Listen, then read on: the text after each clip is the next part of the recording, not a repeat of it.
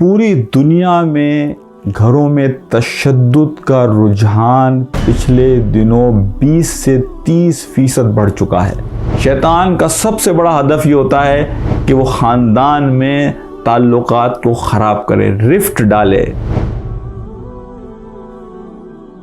میرے انتہائی قابل احترام بھائیوں، بہنوں، دوستوں اور ساتھیوں، آج بحیثیت ڈاکٹر اور فیملی کاؤنسلر میں آپ کے ساتھ ایک ایسے موضوع پر گفتگو کرنا چاہتا ہوں کہ جو حقیقت میں اس وقت ایک بہت بڑا مسئلہ ہمارے معاشرے میں بن گیا ہے۔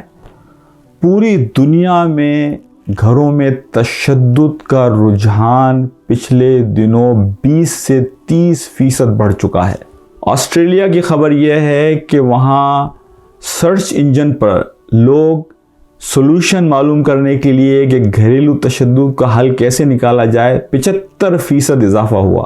کینیڈا میں بعض جو شیلٹر ہوم ہیں، پناہ گاہیں فیملیز کے لیے، ان کے پاس جو کالز آتی ہیں وہ 400% بڑھ گئیں۔ اور ہم مسلمان بھی اس ساری صورتحال سے دوچار ہیں۔ ہم مسلمانوں کے گھروں میں بھی لڑائی جھگڑے، تشدد، ٹینشن، کھچاؤ اور یہاں تک کہ بعض گھروں میں طلاق تک کی نوبتیں آ گئی ہیں، علیحدگی کی نوبتیں آ گئی ہیں۔ لیکن ہمیں ہمارے قرآن نے، ہمارے ٹریڈیشنز نے، ہماری روایات نے، ہمارے نبی محترم صلی اللہ علیہ وسلم نے ہمیں وہ طریقے سکھائے ہیں کہ ہم حالات کو کس طریقے سے ہینڈل کریں۔ زندگی کہ جہاں کوئی مسئلہ نہ ہو اور سب سکون سے چل رہا ہو، ایسی زندگی تو آپ کو صرف قبرستان میں ملے گی۔ اور یہ بات ذہن میں رکھیے کہ جب ہم غصے میں ہوتے ہیں تو ہماری شخصیت اپنے برین سے ڈسکنیکٹ ہوتی ہے۔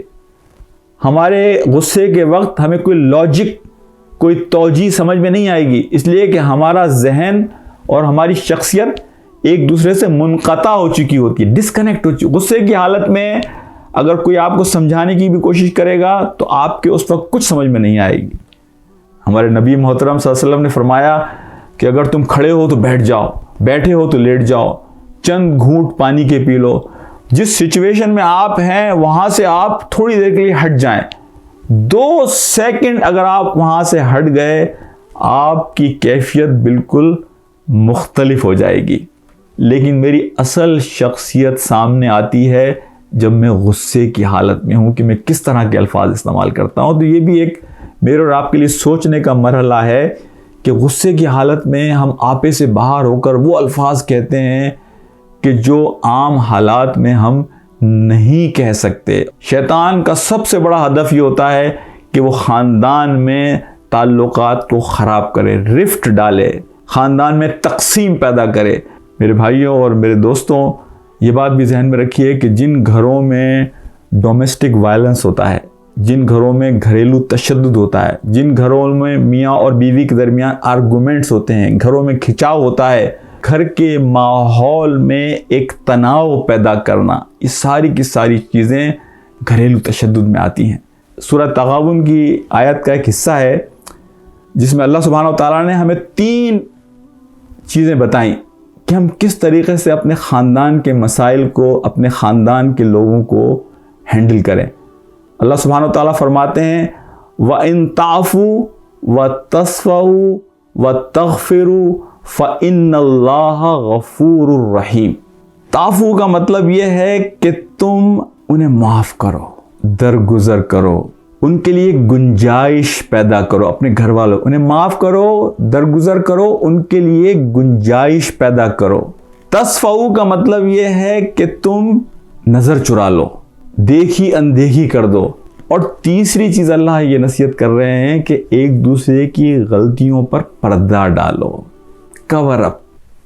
اس لیے کہ اللہ سبحانہ تعالیٰ کہہ رہے ہیں فَإِنَّ اللَّهَ غَفُورٌ رَحِيمٌ، کہ تم خود جو غلطی کرتے ہو اور تم کوئی گناہ کرتے ہو، تم سے جب کوئی خطا ہو جاتی ہے تو تم اللہ سے یہ توقع کرتے ہو کہ وہ تمہیں معاف کر دے، وہ تمہاری ریکارڈ کو صاف کر دے۔ جب تم اللہ سے یہ توقع کرتے ہو تو اللہ تم کو یہ ہدایت کر رہا ہے کہ تم اپنے خاندان والوں کو بھی اسی طریقے سے معاف کرو، درگزر کرو، ان سے نظریں چرا لو، ان کے کام سے ان کے گناہوں پہ پردہ ڈالو، جس طرح تم اللہ سے یہ توقع کرتے ہو کہ وہ تمہارے گناہوں پر، تمہاری غلطیوں پر پردہ ڈالے، انہیں معاف کرے، ان سے درگزر کرے۔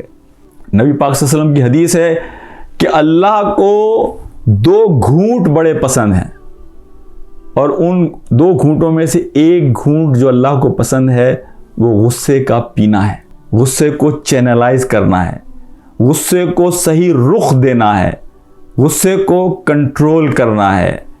واللہ اپنے الفاظ کو میٹھا کیجئے، اس لیے کہ اللہ کے رسول صلی اللہ علیہ وسلم کی حدیث ہے کہ نرمی ہر چیز میں خوبصورتی پیدا کرتی ہے، اور سختی ہر چیز میں کڑواہٹ پیدا کرتی ہے۔